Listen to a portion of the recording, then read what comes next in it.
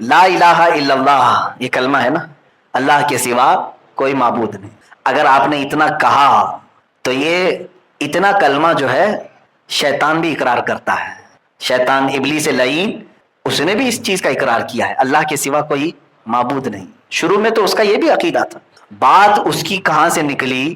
آدم علیہ السلام سے، نبی سے اختلاف ہوا تو کلمے میں اسی لیے جوڑا گیا، جب تک تم محمد الرسول اللہ نہیں کہو گے پورے مسلمان ہو ہی نہیں سکتے۔ اگر تم نے صرف کلمہ توحید یعنی صرف لا الہ الا اللہ کہا تو مسلمان نہیں، جب تک دوسرا جملہ نہیں کہو گے، محمد الرسول اللہ نہیں کہو گے۔ یہیں سے پتا چلا کہ رسول کی حاجت کس قدر ہے دین میں۔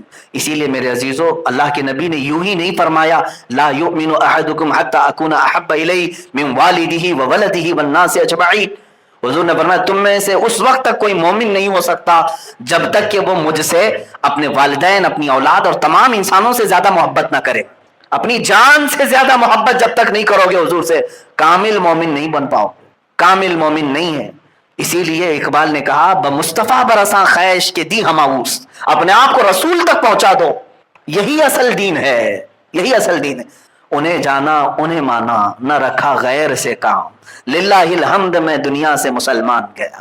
ایک اعلیٰ حضرت بریلوی کا یہ شعر ہے، فرماتے ہیں جو مسلمان یہ عقیدہ رکھ لیا پھر کہ گلی گلی تباہ ٹھوکریں سب کی کھائی کیوں، دل کو جو عقل دے خدا تیری گلی سے جائے کیوں، پھر سمجھ لو ایمان کی مٹھاس کو پہنچ گیا، رسول کریم صلی اللہ تعالیٰ علیہ وسلم کی ذات تک پہنچ گیا۔ اب میرے عزیزوں میں آتا ہوں تفسیر کی طرف۔ اس آیت میں اللہ تعالیٰ جب یہ فرما رہا ہے جس نے رسول کی اطاعت کی، گویا کہ اس نے اللہ کی اطاعت کی، رسول کا حکم مانا تو گویا کہ اللہ کا حکم مانا۔ رسول آئے ہی ہیں بندوں کو رب سے ملانے کے لیے، وہ جو کہیں اسے مان لو اور جس چیز سے وہ منع کرے اس سے رک جاؤ۔ نبی صلی اللہ تعالیٰ علیہ وسلم کی بات کو ہلکے میں لینا میرے عزیزوں بڑی تباہیاں آ جائیں گی، بڑے عذابات آ جائیں گے۔ رسول پاک صلی اللہ تعالیٰ علیہ وسلم کی بات کو اگر کسی نے ہلکے میں لیا تو اللہ نے اس پر عتاب نازل کر دیا۔ عتاب قرآن پاک میں، اسی لیے تو اللہ تعالیٰ نے جو احکامات بیان کیے، نبی کے آداب تو دیکھو قرآن میں، سورہ حجرات میں رب تعالیٰ فرماتا ہے اے ایمان والو نبی کی آواز پر اپنی آوازیں بلند مت کرو، جب رسول پاک کے دربار میں ہو خاموش، آواز تک بلند مت کرنا۔ یہاں تک کہ ایک صحابی کان سے کم سنتے تھے، وہ زور سے بولتے تھے، ان کے متعلق یہ آیت نازل ہوئی اور اللہ نے فرمایا تمہارے سارے اعمال ختم ہو جائیں گے، تمہیں پتہ بھی نہیں چلے گا، ان تحبط اعمالکم وانتم لا تشعرون۔ پھر اللہ نے یہاں تک بیان فرمایا اگر کوئی میرے نبی کے حجرے کے پاس آئے، کمرے کے پاس، اور حضور اندر ہیں تو تمہیں کیا کرنا چاہیے؟ بلانا چاہیے، پکارنا چاہیے۔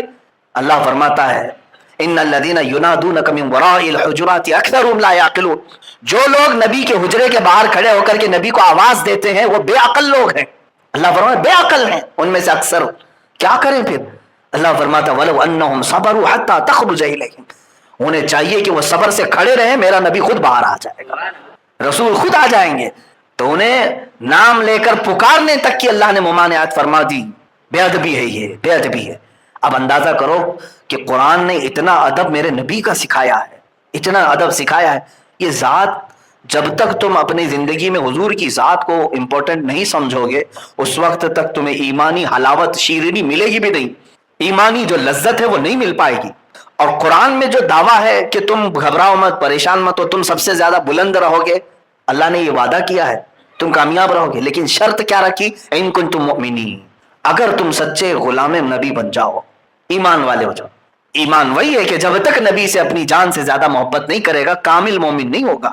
اب حالات ہمارے ایسے ہی ہیں، ہم نے چھوٹی چھوٹی چیزوں کے لیے تو ضد پکڑ لی ہے، اپنے کاموں کے لیے تو ہم مر مٹنے کو بھی تیار ہیں۔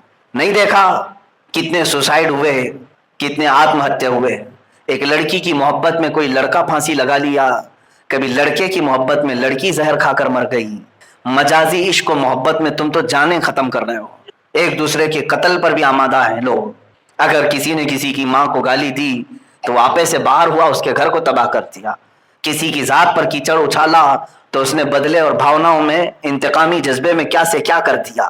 لیکن یہ ایمان کہاں گیا جب تمہارے سامنے نبی کونین صلی اللہ علیہ وسلم کی بے حرمتی ہو رہی ہو، انہیں گالیاں دی جا رہی ہوں، ان کی شان میں توہین کی جا رہی ہو، اس وقت تمہارے سروں پر جوں تک نہیں رہتی، کانوں میں جوں تک نہیں رہتی، تو پھر اس کا مطلب ہے کہ تم نے ابھی تک حضور سے محبت کا وہ درجہ حاصل ہی نہیں کیا. ہمیں تو ہونا یہ چاہیے کہ گھٹ گھٹ کر کے روئیں کہ میں کس زمانے میں جی رہا ہوں جہاں میرے نبی کی شان میں بے حرمتیاں ہو رہی ہیں اور میں خاموش زمین پر چل رہا ہوں. میں نے ایک بات اسے قبل بتائی تھی عزیزان گرامی. حضرت سعد ابن ربیع رضی اللہ تعالیٰ عنہ جنگ احد میں ایک جوان صحابی حضور کی ناموس پر ایسے میدان احد میں آئے تھے کہ ان کے گوشت کے ٹکڑے نکل گئے تھے، لیکن پیچھے ہٹنے کو تیار نہیں، اللہ کے نبی صلی اللہ تعالیٰ علیہ وسلم کی عزت پر پہرا دینے کے لیے. اور اس کے بعد ہوا یہ کہ جنگ کے اختتام کے وقت حضور پاک صلی اللہ علیہ وسلم نے صحابہ سے کہا دیکھو سعد کہاں ہے. ڈھونڈا گیا، حضرت سعد جو ہے 7 لاشوں کے نیچے دبے ہوئے تھے لیکن سانسیں چل رہی تھی. صحابہ پکارتے ہوئے میدان میں گھوم رہے تھے تو انہوں نے کہا سعد نے کہ اے صحابہ میں یہاں ہوں، نیچے ہوں. لاشیں ہٹائی گئی تو ان کا جسم تو پورا چھلنی چھلنی ہو چکا تھا، گوشت نکل چکا ہے جگہ جگہ سے زخموں کی، اور ابھی سانسیں چل رہی ہیں. اس وقت جانتے ہیں انہوں نے کیا کہا؟ جو صحابہ انہیں اٹھانے آئے تھے کہا اللہ کے نبی تمہیں یاد کر رہے ہیں.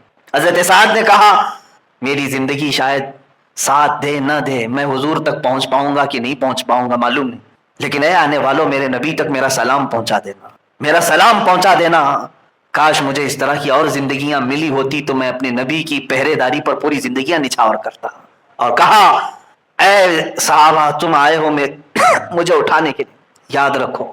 یہ سب کو انہوں نے میسج دیا. جوان صحابی ہیں ساتھ، کہتے ہیں امت مصطفیٰ سے کہہ دینا، سارے جوانوں سے کہہ دینا کہ اگر ان کی آنکھیں ابھی تک روشن ہیں اور زمین پر چل رہے ہیں اور باوجود اس کے نبی کی شان میں کوئی گستاخی ہو رہی ہو، تو حضرت سعد نے کہا پھر یاد رکھنا قیامت کے دن میں اس کا دامن نہیں چھوڑوں گا اور اس کا کوئی عذر اللہ کی بارگاہ میں قبول نہیں کیا جائے گا.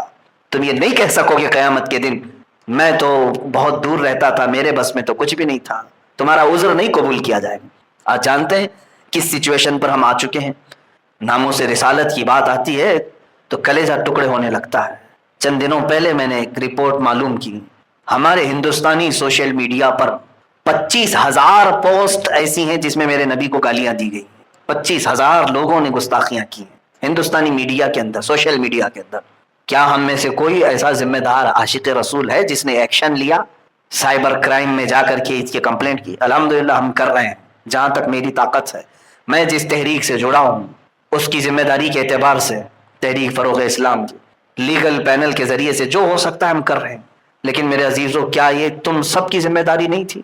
تمہارے دل چھلنی ہو جانا چاہیے تھا. مجھے گالیاں دیں تو برداشت کر لیں، آپ کو اگر کوئی کوسے تو برداشت کر لو، لیکن دین کی جڑ اور اساس میرے نبی کی ذات ہے. اس کو اگر کوئی ہلا رہا ہے تو سمجھ لینا ابھی چھت گرنے والی ہے. یاد رکھنا کہ اگر کوئی پینٹ اکھاڑ رہا ہے تو اسے معاف کیا جا سکتا ہے، اگر کوئی دیوار میں کھرچن مار رہا ہے تو معاف کیا جا سکتا ہے، لیکن اگر کوئی یہاں کے پلر ہلانے لگے تو کیا اسے تم چھوڑ دو گے؟ اور اگر تم نے چھوڑ دیا تو اس کا مطلب ہے کہ یہ چھت تم سب کے سروں پر گرنے والی ہے. یہی ہو رہا ہے. دین کے مضبوط پلر بلکہ اسی پر پورا دین قائم ہے، وہ میرے نبی کی ذات ہے، اور آج اس کو ہلانے کی کوشش کی جا رہی ہے. اور اگر تم نے خاموشی اختیار کی تو سمجھ لینا کہ آسمان سے جو عذاب آئے گا اس میں سب پیسے جائیں گے. امام مالک رحمۃ اللہ تعالی علیہ نے بہت پہلے یہ فرمایا جب نبی کی شان میں توہین ہو اور امت خاموش رہے تو انہوں نے فرمایا کہ امت کے لیے صرف میں اتنا کہہ سکتا ہوں کہ اب اسے زمین میں جینے کا کوئی حق نہیں، زمین پھٹ جائے اور سب اندر چلے جائیں. ہم تو اس پوزیشن میں آج جی رہے ہیں. عزیزان گرامی وقار، حضور اکرم صلی اللہ تعالیٰ علیہ وسلم کی ذات ہی ہمارے لیے کل اثاثہ ہے. ہماری زندگی کا نصب العین یہی ہو کہ اگر نبی کونین صلی اللہ تعالیٰ علیہ وسلم راضی ہوئے تو اللہ بھی راضی ہے، اور اگر وہ ناراض ہیں کسی سے تو ایک بات طے سمجھ لینا، پھر اللہ رب العزت اس کی بخشش ہرگز نہیں کرے گا، اس کی بخشش ہرگز نہیں کرے. یہاں تک کہ آپ کو میں بتا دوں، ایک شخص مدینے کا منافق تھا، دل میں حضور کا بغض رکھتا تھا، عداوت رکھتا، مر گیا. یہ وہ زمانہ ہے جب ابھی منافقین کی نماز جنازہ پڑھنے کی ممانعت نہیں آئی تھی، ابھی منع نہیں تھا.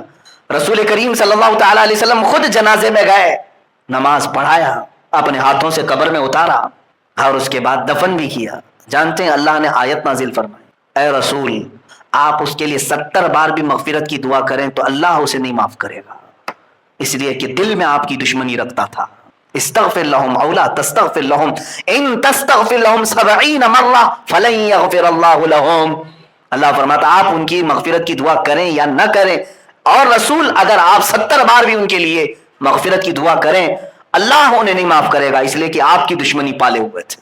اور اس کے بعد سے اللہ نے حکم فرما دیا وَلَا تُصَلِّ عَلَىٰ أَحَدٍ مِّنْهُمْ مَاتَ أَبَدًا وَلَا تَقُمْ عَلَىٰ قَبْرِهِ، اے رسول ان منافقین میں سے جب کبھی کوئی مرے تو آپ نہ اس کی جنازہ پڑھیں اور نہ اس کی قبر تک جائیں۔ دیکھیں جلال خداوندی تو دیکھیں، جلال خداوندی تو دیکھیں، اللہ تبارک و تعالیٰ اپنے حقوق تو معاف کرتا ہے، جو اس کے حقوق تلف کیا، شراب پیا ہے، زنا کیا ہے، چوری کیا ہے، جوا کھیلا ہے، بہت سارے گناہ کیا ہے، لیکن رب تعالیٰ فرماتا ہے میں فضل کرنے پر آؤں تو سب کو معاف کر دوں، بڑے بڑے گنہگاروں کو معاف کروں، لیکن گستاخ رسول کے متعلق نہ، اللہ فرماتا ہے نہیں اسے معاف نہیں کیا جائے گا، اسے معاف نہیں کیا جائے گا۔ اسی لیے اسلامی حکومت میں بھی گستاخ رسول کی صرف ایک ہی سزا ہے، اس کا سر جدا کر دیا جائے، قتل۔ اسلامی حکومت میں یہ سزا ہے، اسی لیے کہ وہ پلر ہلا رہا ہے۔ نبی کی شان میں اگر کسی نے کہا، آپ کو یہ میں بتا دوں کہ اگر کوئی پاگل بھی کہہ دے تو اسے بھی مارا جائے گا۔ دوسرے اوقات میں آپ کو مسئلے کی نوعیت بتا دوں، کسی کا دماغ سلامت نہیں ہے، اگر اول فول بکتا ہے، اللہ رب العزت کی بارگاہ میں کچھ بھی کہہ رہا ہے تو بسا اوقات ایسا کہا جائے گا کہ وہ عقل سے پیدل ہے، اس کی عقل نہیں، اس پر احکام نہیں ہے، چھوڑ دیا جائے گا۔ لیکن اگر پاگل بھی نبی کی شان میں کچھ کہے گا تو اسے نہیں چھوڑا جائے گا، اتنا سخت حکم ہے۔ اس لیے کہ یہ بنیاد ہے، یہ بنیاد ہے رسول پاک کی ذات، سارا دین یہی سے ہے، اسے تم ہلانے کی کوشش کرو گے سب ہل جائے گا، سب ہل جائے گا۔ میاں تم کہاں کہاں چھٹکارا حاصل کرو گے؟ یہاں صبح سے لے کر شام عشاء تک تمہیں نبی کی ذات کو سننا ہی پڑے گا۔ نمازوں پہ بلا رہا ہے مؤذن تو ان کے نام کا تذکرہ آئے گا ضرور، بلکہ کوئی نماز ایسی نہیں ہے جس میں نبی پر درود نہ بھیجا گیا ہو۔ کون سی نماز ہے مجھے بتا دیں، کوئی نماز ہے؟ آپ التحیات پڑھیں گے تو اس میں کہیں گے السلام علیکم ایھا النبی، ہاں بچ جاتی ہے بغیر التحیات والی ایک نماز، نماز جنازہ۔ لیکن نماز جنازہ میں بھی پہلی تکبیر میں ثنا، دوسری تکبیر میں اس نماز کو بھی نہیں چھوڑا گیا، نبی کے بغیر کوئی نماز بھی نہیں۔ اور امام شافعی رحمۃ اللہ تعالی علیہ تو فرماتے ہیں جس نماز میں رسول پاک پر درود نہیں بھیجا گیا ان کے نزدیک تو نماز ہوگی ہی نہیں۔ فقہ حنفی میں اگر درود ابراہیمی نہیں پڑھا تو نماز تو ہو جائے گی، مکروہ تحریمی نماز تو ہو جائے گی، لیکن شافعی مذہب میں ہوگی ہی نہیں، نماز باطل ہے اس کی نماز۔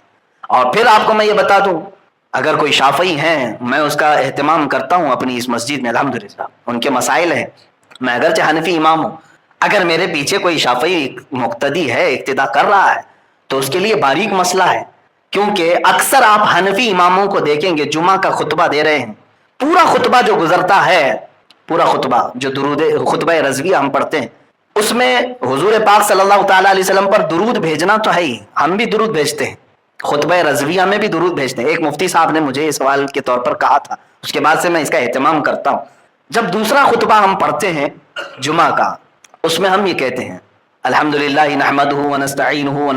آج پوری دنیا میں جو حالات بنے ہوئے ہیں، خاص طور پر امریکہ کی دادا گیری، سپر پاور ہونے کا نشہ، جو وہ یہ سمجھتا ہے کہ ہر ملک میں اپنا آتنک پھیلا ہے، جو خود آتنک پھیلاتا ہو، دہشت پھیلاتا ہو، اور پوری دنیا کو وہ امن کی ڈگری بانٹ رہا ہو، اور پوری دنیا میں ٹیررزم کا صفایا کرنے کی بات کرتا ہو۔